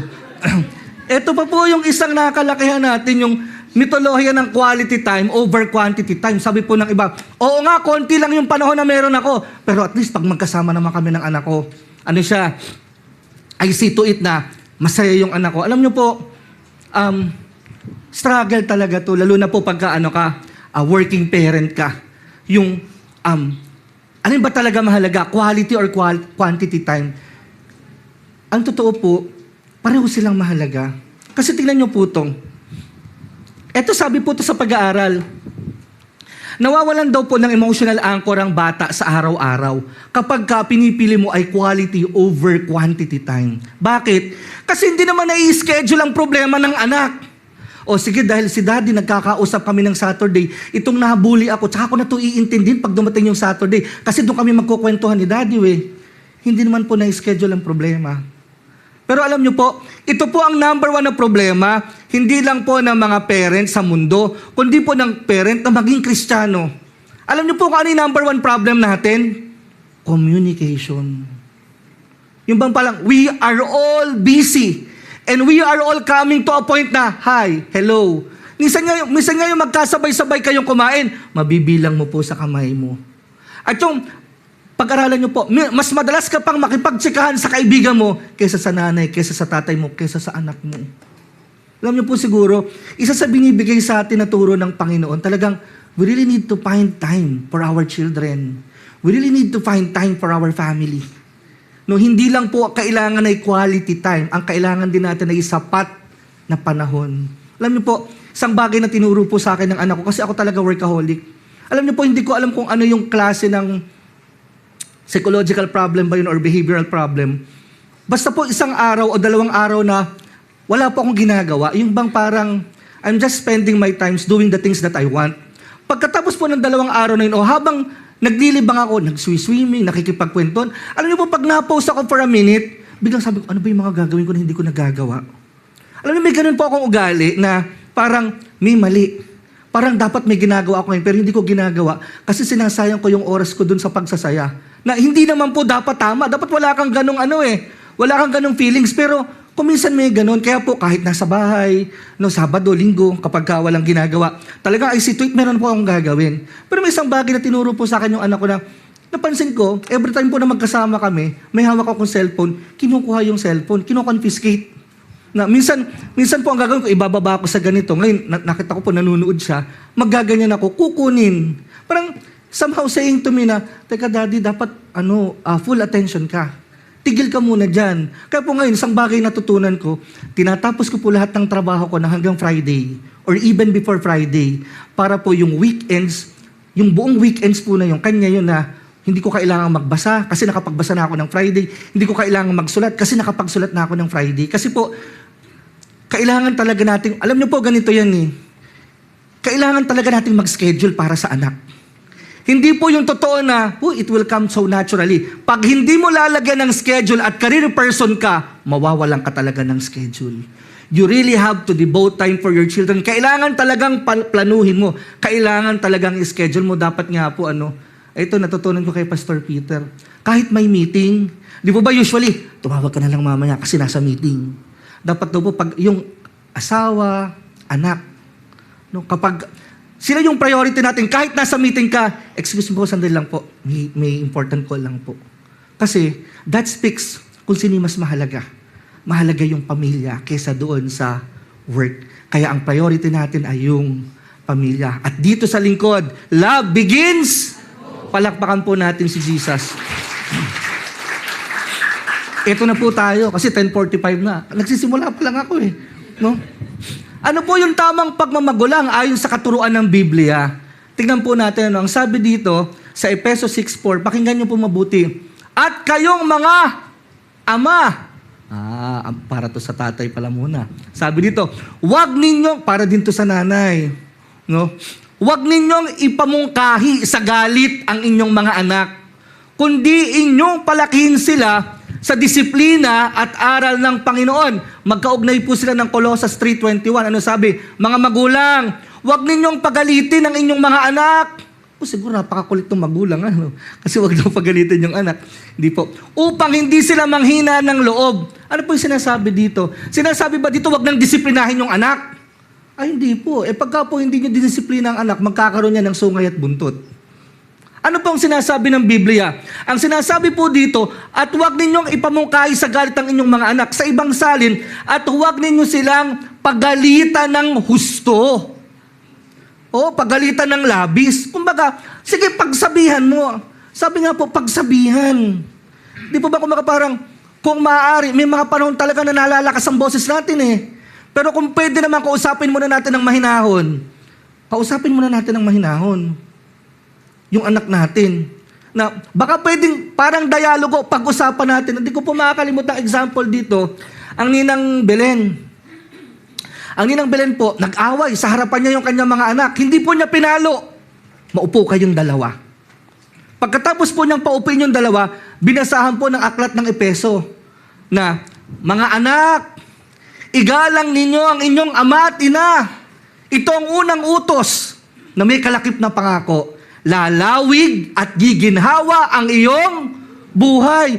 Alam niyo po, walang palo, pero umiiyak yung bata. Kasi nagkaroon ng realization nasa harapan niyo kami nag-aaway kayo. Hindi minura, hindi pinalo, hindi nasaktan, pero umiyak. May tumimo. May natutunan. Kasi alam nyo po, pag galit tayo, subukan nyo mamalo ng anak. During the height of your anger, yung pressure ng palo mo, pareho po sila, proportional. Kung galit na galit ka, ganun din katindi palo. Kaya nga magugulat yung magulang eh. May latay. Bakit may latay? Kasi ganun katindi galit eh. Nung inihampas yung pamalo eh. Kaya nga po ang tendensiya, kapag galit na galit ka, huwag mo nang kausapin din.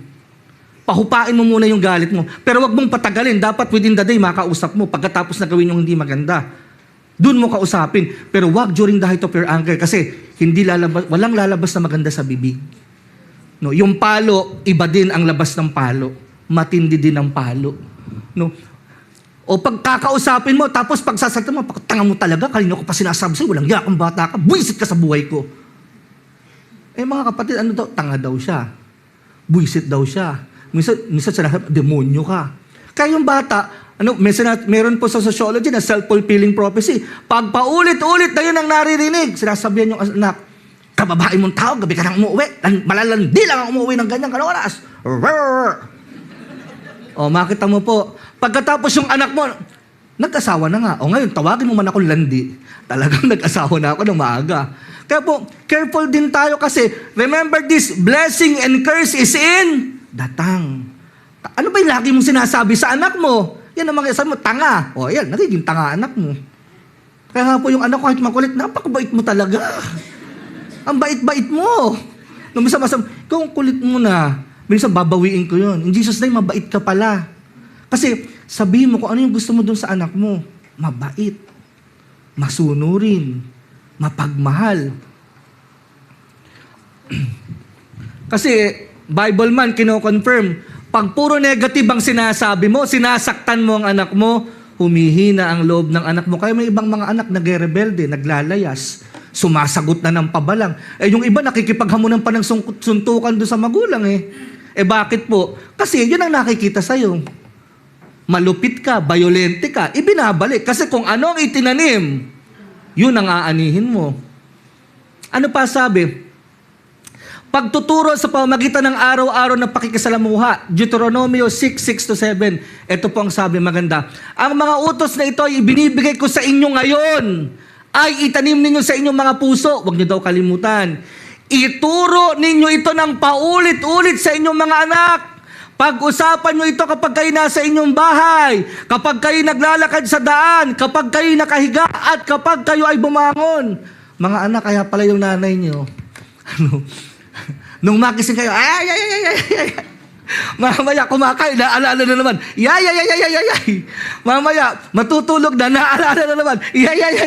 Eh sabi pala ng Biblia pero hindi po. Wag naman kasi yung minsan kasi masakit sa tenga. No, ang sinasabi dito, every time na mayroong pangangailangan na ituro iyon bilang paalaala, paalalahanan lagi ang anak. Kasi pag laging naririnig yon, hindi makakalimutan ng bata yan. Eh yung anak ko po talaga, kung minsan nakikita ko yung sarili ko, katulad kahapon, pag may hindi magawa, mainit ang ulo. Nakita ko hinahagis yung, hinahagis po yung gamit. No, sabi ko, tapos po, ang gagawin, pag hindi na niya kayang gawin, ibibigay sa akin, Daddy, fix it. Parang lagi akong parang fixer ako. No, kumbaga parang, yung hindi na niya kayang gawin, dapat ako yung gagawa. Eh nakita ko, sabi ko nga, hindi naman habang panahon, nandito tayo So habang bata turuan, hindi ka ako. Kasi kahit po nun kaila Jan, kaila Jelly, kaila Beans. Ano yan? Lagi ko pong sinasabi, hanggang ngayon kahit kaila Jan, lagi ko pong sinasabi na walang bagay na hindi natin matututunan. Pagkaya ni yung napapanood mo, nakikita mo, pag paulit-ulit mo nakita, matututunan mo din yan. Kasi ang kailangan po ang bata, mag-develop ng confidence sa sarili nila na kaya nilang gawin. Kaya po importante, alam nyo, kahit maliit at malaki yung bagay na ginagawa ng anak nyo, pag nagawa ng anak nyo, very good. Palakpakan nyo, ang galing. No, they always need praises. They always need validation. And that will never come from other people. Yung unang magbabalidate sa kanila na okay sila, magaling sila, okay lang yung ginagawa nila, lagi po yung magulang. Kumbaga, yung source ng confidence, sana laging tayo. Pag hindi na nila kaya, hindi nila nagagawa yung gusto nila, okay lang yan, meron pa namang susunod. Hindi mo nagawa, di ba? Sinabi ko na sa yan nga lang, napakasimple na, ba't di mo nagawa? Bakit second ka lang ngayon? Dapat lagi kang number 1. Hindi po, sige, hindi mo nagawa ngayon yan, sa susunod na lang.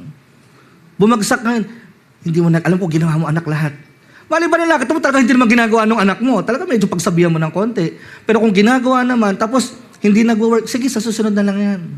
Pero pag nakakasampu na naman, di po ba?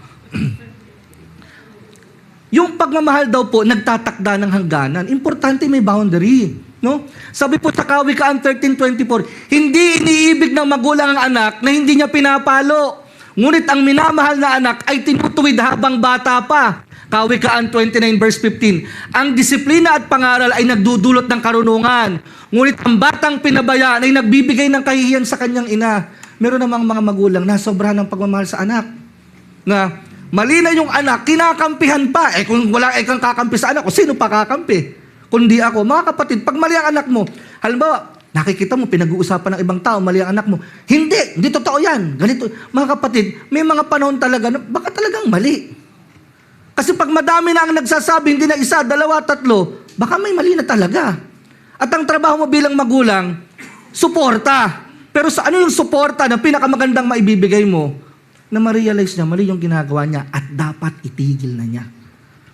Kasi pag patuloy pa rin po niya itong gagawin, makakalakihan na niya. Until such time, hindi mo siya natulungan. Yung anak mo, napahamak. Bakit napahamak yung anak mo? Kasi kinukonsinti mo. Alam niyo po, hindi po ibig sabihin ng suporta na lagi kang nakaayuda kahit alam mong mali na yung ginagawa. Pag mali yung ginagawa mo, sabihin mo mali. Itigil. Huwag nang ituloy. Hindi tama. Pagsabihan. Hikayatin na huminto sa paggawa ng hindi tama. Pagkilos habang may panahon pa. Sabi po, Kawikaan 19:18. Pakinggan nyo. Disiplinahin mo ang iyong anak habang may panahon pa. Bakit? Kung hindi, ikaw na rin ang nagtulak sa kanya sa kapahamakan. Kaya napakalaki talaga ng obligasyon ng magulang eh. Sabi habang may panahon pa, disiplinahin mo yung anak. Alam niyo po, sabi sa pag-aaral, meron tayong control sa bata, nakikinig sila sa atin until the age of 13. Napakalaki ng impluwensya natin sa bata. Napakalaki ng, hindi ko sinasabing nawawala yung impluwensya. Pero yung extent ng impluwensya natin, mas malaki until the age of 13. After that, kasi may sarili na yung mindset eh. Ang hirap ng i-penetrate. Sabi din ng kasabihang Tagalog, ang puno hanggang bata, hutukin sa paraang gusto mo. Pagka lumaki to, mahirap ng hutukin. Sige nga po, hutukin nyo yung nara na ganyan nakalaki. I-bend nyo towards to the left or to the right. Hindi mo na magagawa yun. Establish na yung foundation nun eh. Ganon din po sa bata, hanggang bata. Doon natin i-train. Paano nga Brother Bobby, hindi ko na-train. Mga kapatid, mamaya, konti na lang to. Mamaya, 10:55 na. Kaya sabi ko sa inyo, hanggang alauna tayo dito, pang-apat pa lang, hanggang 20 to. Tapos may kasunod pang kwento yan. Sandali na lang. Ang mga magulang bilang ehemplo, Kawikaan 27, ang matuwid na tao ay lumalakad sa kanyang integridad. Mapapalad ang kanyang mga anak na sumusunod sa kanya. Tito 2 verse 7, sa lahat ng bagay, ito yung sinasabi kanina po ni Sister Maria, ipakita mong ikaw ay isang huwarin sa paggawa ng mabuti, maging matapat ka. Ito lang po yan. May sinasabi ka? Hindi yung sinasabi mo madalas ang natatandaan ng bata. Ang natatandaan ng bata, kung ano yung ginagawa mo madalas. Alam niyo po, si Sister, bakit nagpe-pray over yung bata, ipe-pray over yung lolo? Na nakikita araw-araw bago umalis, pine-pray over yung lolo. Alam niyo po, pag umaalis po ako, merong isang lugar kasi pagka po, umuwi po ako ng Hagonoy, meron pong lugar doon ako nagpapalit ng damit. Nakita ko po yung anak ko, pag every time na bumababa ako, yung ginaganyan ko yung paa ko, pati po siya nakaganyan, pati yung pag gumaganyan na, talagang kopyang-kopya ko po yung ginagawa, na hindi ko napapansin, ginagawa ko pala yun palagi. Hanggang sa makita ko, pag bumababa, ginagaya din lahat ng ginagawa mo. Ibig sabihin talaga, ang bata, ito nga po, hindi lang maganda to. Kasi pag nagugulat po yung biyanan ko, ang nasasabi, yung ari ng babae. Ako po nagulat, Nagulat ako kasi po yung, hindi ko alam kung ba't ako, basta merong maingay, nagalaw pong ganun yung kutsara.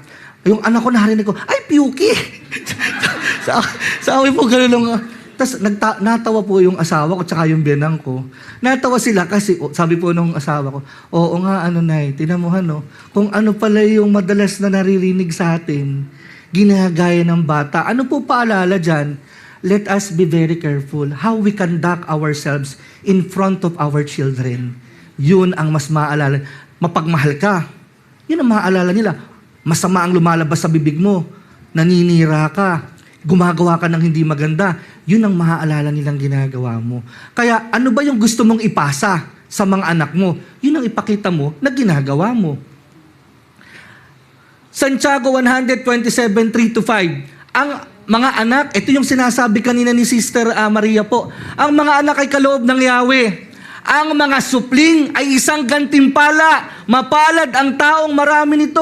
Mga kapatid, alam nyo po, ito madalas kong sineshare din, na ang anak po ay regalo. Yan po lagi, hindi ko alam, biblical pala yun. Na, alam nyo po, kahit anong plano mo, magpatingin ka, etc., kahit malusog ka, etc., pag may ibang plano talaga ang Diyos, iba talaga plano ng Diyos. Alam nyo po, yung pagkakaroon ng anak talaga, regalo galing sa Diyos yan. At alam nyo po, ang isang magulang na naiintindihang mabuti na regalo sa kanya ng Diyos ang anak, iingatang mabuti ang anak. Bakit? Kasi ang tingin niya, regalo siya ng Diyos. Amen po ba? Tandaan nyo mga kapatid, kahit matigas ang ulo, ano pa man yung anak natin, lagi nyo pong aalalahanin, regalo yan sa inyo ng Diyos. Kaya kung may unang mag-e-extend ng pangunawa, pagmamahal, lahat ng pagtulong, yun ang magulang. Mga kapatid, 1 Timothy 5-8, ito po ang sabi, magandang paalaala ito. Ngunit ang sino mang hindi nagbibigay ng kaukulang pagkalinga sa kanyang mga kamag-anak, lalo na sa mga kasambahay, ay nagtakwil sa pananampalataya at mas masaol pa sa isang walang pananampalataya. Ano po sinasabi dyan? Yung magulang na hindi nagpo-provide sa kanyang anak, masahol pa daw sa walang pananampalataya. Kasi nga naman mga kapatid, kung merong unang magre-raise ng pangangailangan ng anak mo, hindi yung kapitbahay mo. Sa totoo lang po, hindi rin dapat yung binan mo. Kasi kaya mo nga po yun anak yun eh. Ang una po talagang magtataguyod sa lahat ng pangangailangan ng anak mo, ikaw. Kaya nga mga kabataan, ganito yan. Hindi tayo agad pumapasok sa relasyon. Lalo na't alam natin na wala pa tayong kakayahan na mag-raise ng pamilya. Kaya po tandaan nyo, madali ang mag-asawa. Pero ang magpamilya, yun ang hindi biro. Pag pumasok na yung maraming pangangailangan.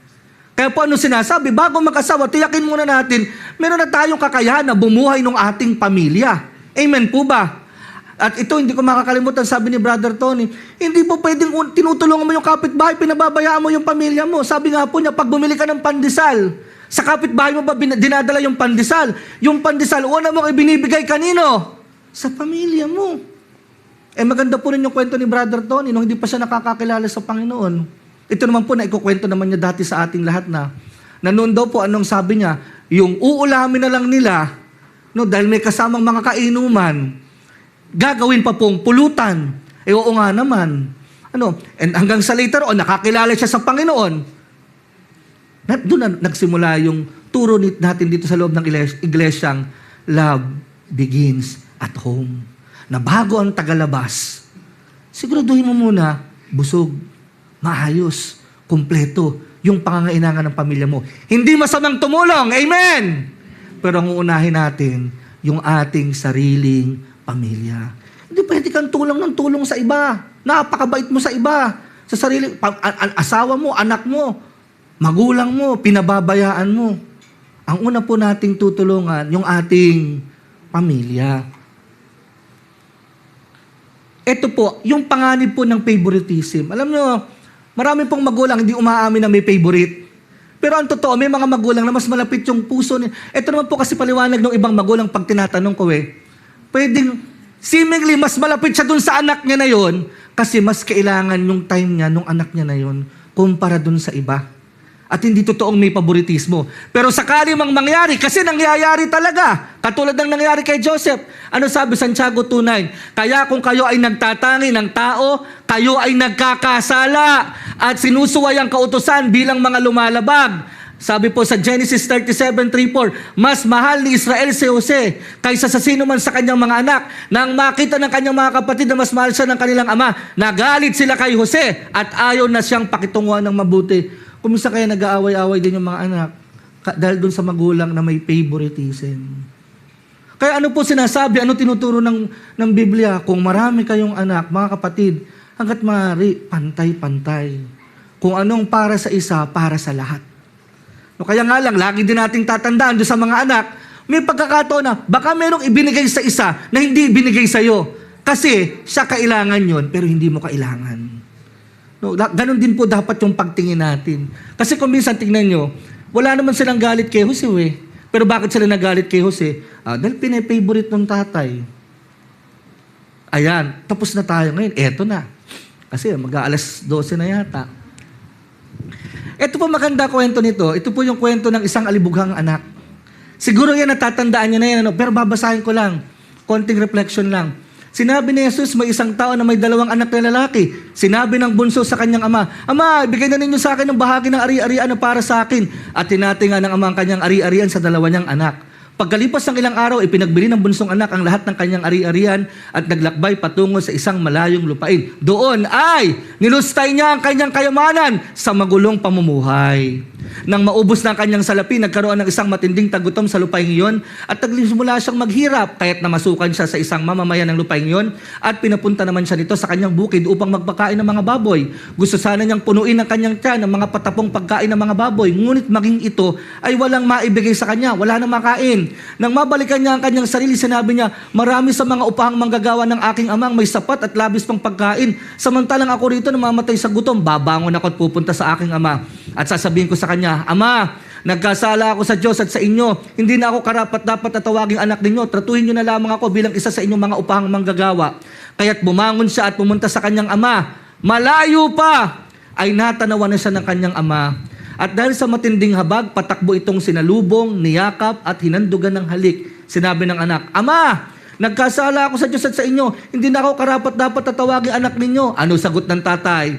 Ngunit sinabi ng ama sa kanyang mga alipin, Madali! Dalhin niyo rito ang pinakamagandang kasuotan at isuot sa kanya. Sinuutan ninyo siya ng singsing sa daliri at ng sandalya sa kanyang mga paa. Kumuha rin kayo ng pinatabang guya at patay nito. Kumain tayo at magdiwang sapagkat ang anak kong ito'y patay na. Ngunit nabuhay, nawala, ngunit muling natagpuan. At nagsimula nga silang magdiwang. Eto na. Inggit pa more. Nasa bukid noon ang panganay na anak. Habang papalapit siya sa bahay, narinig niya ang tugtugan at sayawan. Tinawag niyang isang sa mga alipin at tinanong, ano nangyayari rito? Sumagot ito, dumating po ang inyong kapatid, pinatay ng inyong amang pinatabang guya dahil sa nagbahilik siyang ligtas at walang alanganin. Nagalit ang panganay at ayaw niyang pumasok sa bahay. Ayan, nagdadrama lolo niyo. Kaya't lumabas ang kanyang ama at nakiusap sa kanya. Ngunit sinabi niya sa kanyang ama, tingnan ninyo, kay raming taon ko na kayong pinaglilingkuran at kailanman hindi ko sinaway ang inyong mga utos. Ngunit kailanman hindi niyo ako binigyan ng kahit isang maliit na kambing man lang upang makipagsaya sa aking mga kaibigan. Ngunit nang dumating ang anak ninyong ito na naglustay ng inyong ari-arian sa mga masasamang babae, pinatayan ninyo pa siya ng pinatabang guya. Ang sagot ng ama, Anak, palagi kitang kasama at ang lahat ng ari-arian ko'y sa'yo. Ngunit dapat tayong magsaya at magalak sapagkat patay na ang kapatid mo, ngunit nabuhay, nawala, ngunit muling natagpuan. Pasok na po yung music ministry. Mga kapatid, ano po pinapakita dito? Sa kwento po ng alibugang anak, isa po yung gustong ipakita dito ng Biblia. Nakikinig po ba kayo? Hindi makatitiis ang ating Diyos. Alam niyo po, dumarating po tayo din sa punto ng ating buhay na hindi tayo nagiging matapat sa Diyos. Sabi nga po ng salita ng Diyos, bagamat tayo hindi tapat. Amen po ba? Sabi po ng Biblia, bagamat tayo hindi tapat, ang Diyos ay mananatiling tapat pa rin. Mga kapatid, may pagkakataon na binibigo natin ng Diyos. At minsan, we are deliberately doing that despite the fact that we know already His words. Pero pinipili pa din natin yung magdesisyon in our own. Minsan nagiging Savior natin si Jesus, pero hindi na natin Lord. Minsan dumarating tayo sa time, sumuko na rin sa atin yung church. Hindi naman nangyayari pa sa lingkod yan. Minsan nagkakaroon ka ng ganong pakiramdam. Minsan pakiramdam mo, sinukuan ka na din ng pamilya mo. At minsan dumarating yung time, ikaw mismo, sinusukuan mo na yung sarili mo. Alam niyo po kanina, bago ako pumunta rito, may pinatugtog ako music. Nung pinatutugtog ko po yung music sa YouTube, suddenly, nagalaw ko pababa, na-scroll ko. Tapos po dun sa scroll, may comment section. Dun po sa comment, merong isa, sabi niya, Akala nyo ba madali ang maging anak ng pastor? Pagpapala ika ang maging anak ng pastor. Kaya lang alam nyo, hindi ika maging madali. Kasi marami nga namang expectations. No? Sabi niya, ako nga po anak ika ng pastor, pero hanggang ngayon may struggle ako sa ganito. Pero ang sabi niya, pinatugtog ko po kasi yung lilim. Pero sabi niya, pero nang marinig ko yung awit na ito, naalala ko uli yung kabutihan ng Diyos. Alam niyo po, kung merong isa na hindi susuko sa atin kahit sinukuan na natin yung sarili natin, meron ba kayong struggle ngayon, financially, spiritual, psychological, physical na, parang hindi ako makalis dun. Isang sitwasyon na ayaw mo na, Lord, ayoko na nito. Gusto ko nang takasan to, gusto ko nang iwanan to, gusto ko nang kalimutan to, gusto ko nang sumulong. Pero Lord, paulit-ulit. Alam niyo, huwag niyo pong kakalimutan. Kung pwede niyong kalimutan ng maraming bagay tungkol sa Diyos, huwag niyong kalimutan ng Diyos ay Ama. Sa mga magulang po dito, alam niyo kung ano kahulugan ng sinasabi ko ng pagiging magulang. Yung mga anak po dito, pag naging magulang kayo, mas maiintindihan ninyo kung gaano kalaki, kung gaano kalawak ang pag-ibig ng Diyos. Kasi ang magulang, wala pong ibang iniisip yan gabi at araw, kundi ang lahat ng ikabubuti ng kanyang mga anak. At ito po yung lagi kong naaalala, pag kaya kong mag-isip ng lahat ng maganda sa aking anak, at yung naiisip ko na kaya kong itolerate lahat ng pagkukulang ng aking anak, mapapatawad ako ng Diyos kung magkakamali ako. Kung ilang beses man natin binibigo ang Diyos, ganun din i-extend ng Diyos ang kanyang habag at biyaya. Ngayon, natatakot tayo. Brother Bobby, baka magpatuloy tayo sa pagkakasala. Mga kapatid, hindi mahina ang ating Diyos.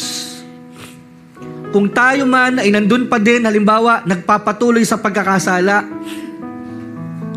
hindi ka hahayaan ng Diyos na manatili dyan. Manatili kang makinig, manatili kang nakakapit kay Jesus. Pag sinukuha mo na yung sarili mo, hindi ka iiwanan ng Diyos.